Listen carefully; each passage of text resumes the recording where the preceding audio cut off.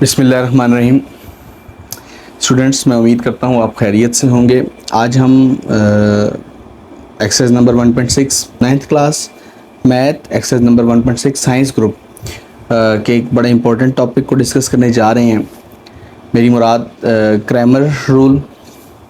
यहाँ हमारे पास exercise number 1.6 की स्टेटमेंट मौजूद है। Use the matrices if possible. अगर मुमकिन है तो आप इन मैट्रिसेस को यूज़ करें to solve the following system of linear equations. यानी कि लीनियर इक्वेशंस हैं, इनको आप मैट्रिसेस में लाएं और उसके बाद आपने इन्वेरिएंट मेथड से भी इनको सॉल्व करना है और क्रैमर रूल से भी सॉल्व करना है।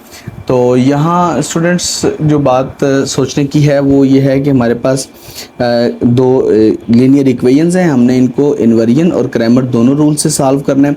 और जो यहाँ पर इफ़ पॉसिबल बोला गया है, इसका मतलब ये हुआ कि ऐसा भी हो सकता है कि किसी वजह से ये नॉट पॉसिबल हो, यानी कि कोई कंडीशन ऐसी भी होगी जब ये पॉसिबल नहीं होगा। तो हम शुरू करते हैं अल्लाह का नाम लेकर इस चीज़ को सॉल्व करना, और मैं उम्मीद करूँगा कि आप जो है वो इस चीज़ से मुस्तफ़ीद होंगे और आपको इस लेक्चर से बहुत फ़ायदा होगा। तो अब हम स्टार्ट करने जा रहे हैं क्रैमर रूल से इसको सॉल्व करना। देखें हमारे पास दो इक्वेशंस मौजूद हैं, 2x - 2y = 4, 3x + 2y = 6। तो यहाँ हम जब इसको सॉल्व आउट करने जाएंगे तो हमने तीन तरह के कालब बनाने हैं। तीन कालब हमने बना लेने हैं जिसकी हमें ज़रूरत पड़ेगी। तो with the help of Cramer rule, जब भी हम क्रैमर रूल से हल करेंगे तो हमने तीन कालब बनाने हैं। कालब ए, ये 2x2 का एक कालब होगा।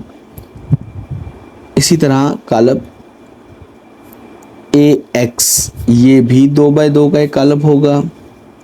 इसी तरह कालब AY, ये भी 2x2 का एक कालब होगा। अब यहाँ हमने करना क्या है जी, हमने AX के अंदर बराबर के इस तरफ वाले जितने अददी सर हैं कालब A के अंदर हमने वो सारे लिख लेने हैं। 2 - 2 विद साइन, ठीक है, अगर माइनस का है तो साइन ज़रूर लिखेंगे हम। 3 और 2। इसी तरह यहाँ पर हम क्या करेंगे, हमने जब इस कालब को AX को हमने लिखना है तो AX को लिखने के लिए हम क्या करेंगे, हम X के अददी सर नहीं लिखेंगे, यानी कि ये X के अददी सर हम नहीं लिखेंगे, Y वाले हम दोनों लिख लेंगे और अपनी जगह पर लिखेंगे जहाँ पर Y वाले पहले आए थे।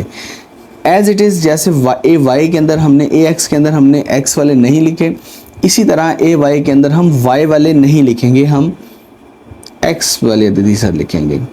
अब जगह ये खाली रह गई, यहाँ पर हम 4 और 6 जो हमारे ये अददी सर रह गए थे, हमारी ये सम्स रह गए थे, प्रोडक्ट सॉरी, ये हमने यहाँ पर लिख लेने हैं। तो ये हमारे पास एक तीन तरह के कालब बन गए। अब दोबारा इनको मैं रिवाइज़ करने जा रहा हूँ। कालब A बनाएंगे, कालब A के अंदर हमने ये सारे अददी सर बराबर के तरफ वाले X और Y के साथ जितने भी हैं वो लिख लेने हैं। AX के अंदर हमने X वाले नहीं लिखने, X वाले नहीं लिखने और दूसरे दोनों लिखने हैं, अपनी जगह पर लिखने हैं।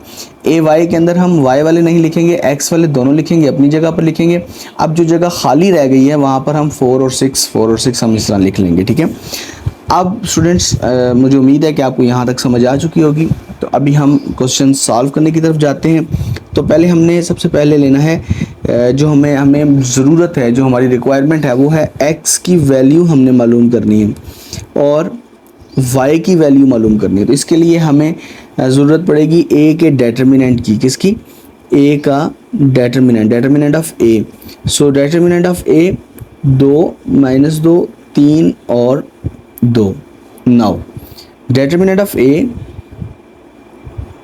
इज इक्वल टू, वही फार्मूला, इन दोनों का आप मल्टीप्लाई करेंगे, 2 × 2 माइनस फार्मूले का और 3 × -2।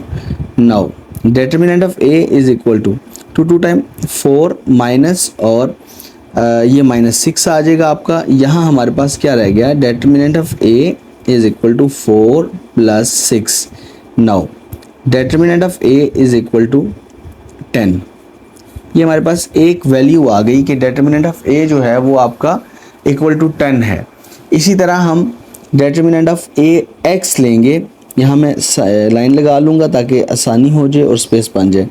Now determinant of AX is equal to क्या होगा जी, वही क्वेश्चन, वही तरीक़ाकार, सेम मेथड, जी। So determinant of ax is equal to 4 2 time 8 minus फार्मूले का और 6 2 टाइम 12, चूँकि ये माइनस है तो प्लस माइनस माइनस आएगा। Now determinant of ax is equal to 8 minus minus plus 12. Determinant of ax is equal to 20. So we have another determinant, और अभी इसके बाद हम क्या करेंगे, हम ये y का determinant ले लेंगे। एक वैल्यू हमारे पास रह गई है, हम उसका भी determinant साथ ही लेंगे। तो अभी हम यहाँ पर इसका determinant ले लेते हैं। Determinant of ay is equal to 2 4 3 and 6। जी, अब ज़रा आ जाएं आप। determinant of ay is equal to 6 2 time 12 minus फार्मूले का और 3 4 time 12। Now plus minus cut out हो जाएगा। सो ay इज इक्वल टू 0। अब हमारे पास तीनों मैट्रिसेस के डेटर्मिनेंट मौजूद हैं। हमने अपने क्वेश्चन पर आना है। क्वेश्चन हमारा क्या था? क्वेश्चन ये था कि हमने कैसे, वो कौन सा तरीकाकार होगा कि हमें x की वैल्यू मालूम हो जाएगी। तो x जो है वो बराबर होता है determinant of ax over determinant of a। तो हमने क्या किया था जी, हमने डेटर्मिनेंट ऑफ ax मालूम कर लिया था, वो था 20, और डेटर्मिनेंट ऑफ a हमारे पास था 10। So 10 1 time 10 2 time x is equal to 2। और इसी तरह हमने y फाइंड आउट करना है, तो y is equal to determinant of ay over determinant of a। So y is equal to 0 over 10, y is equal to 0। हमारे पास दोनों answers मौजूद हैं, तो मैं यहाँ पर इसका आंसर लिख दूंगा कि x is equal to 2 and y is equal to 0। ये हमारा आंसर है। तो ये हमने पहला क्वेश्चन किया। इसके साथ अभी हम दूसरे क्वेश्चन की तरफ जाएंगे, दूसरी प्रॉब्लम करेंगे इसी क्वेश्चन की, और एक और प्रॉब्लम करूंगा मैं, ताकि आपका सारा कंसेप्ट क्लियर हो जाए। और उसके बाद नेक्स्ट लेक्चर में हम जो है वो इनवेरिएंट मेथड को, स्टूडेंट्स हमारे पास प्रॉब्लम नंबर 2 मौजूद है। With the help of Cramer rule हम इसको सॉल्व आउट करने जा रहे हैं। तो वही रूल है, वही तरीका है, हम किस तरह हल करेंगे, कैसे सॉल्व करेंगे। इस दफ़ा हमने फिर वही काम करना है कि हमने मैट्रिक्स बनाना है। A 2 बाई 2 होगा, दूसरी जानिब हम बनाएंगे मैट्रिक्स AX, और वो भी 2 बाई 2 होगा, और थर्ड वन होगा AY, ये भी 2 बाई 2 होगा। यहाँ हम क्या करेंगे, वही उसी चीज़ को फॉलो करते जाएंगे कि 2A जो है वो होगा 2। अब जब इसके साथ अददी सर नहीं है, तो जिसके साथ नहीं होता उसके साथ 1 होता है। 6 और 5।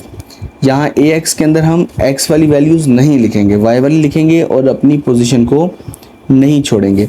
AY के अंदर हम Y वाली नहीं लिखेंगे, X वाली लिखेंगे, और सेम अपनी पोजीशन पर लिखेंगे। यहाँ 3 और 1 आ गया, यहाँ पर भी 3 और 1 आ गया। मुझे उम्मीद है कि आपको ये बात समझ आ चुकी होगी। अभी हम आगे चलते हैं। आगे चलने के लिए हम क्या करेंगे, हम A का डेटर्मिनेंट लेंगे। डेटर्मिनेंट ऑफ A, सेम तरीका, सेम पैटर्न, उसी तरीके से हम इसको सॉल्व करते हुए A का डेटर्मिनेंट ले लेंगे। तो determinant of A is equal to 5 2 time 10 minus 6 1 time 6। Now determinant of A is equal to 4। So अब क्या हो जाएगा कि A का डेटर्मिनेंट हमारे पास क्या आ चुका है, 4 आ चुका है। इसी तरह मैं AX का डेटर्मिनेंट लेने जा रहा हूँ।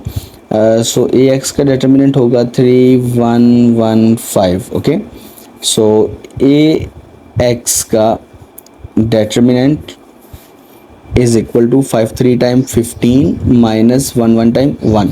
सो determinant of AX is equal to 14। Now determinant of AY is equal to 2 3 6 1। AY is equal to 2 1 time 2 minus 6 3 time 18। अब क्या होगा जी कि AY का जो डेटर्मिनेंट है वो हो जाएगा -16। हमने तीनों डेटर्मिनेंट सॉल्व आउट कर लिए, फाइंड आउट कर लिए। अब हम क्या करेंगे, हम एक्स फाइंड आउट करने के लिए करेंगे ए एक्स का डेटर्मिनेंट बटा ए का determinant. So x is equal to A X किधर गया जी, ए एक्स यहाँ ये रहा 14/4। सो 2 time 2 7 time x is equal to 7/2। एक वैल्यू फाइंड आउट कर ली। y is equal to determinant of A Y over determinant of a। y is equal to determinant of ay is equal to -16/4। now we have 4 one time and 4 time। y is equal to -4।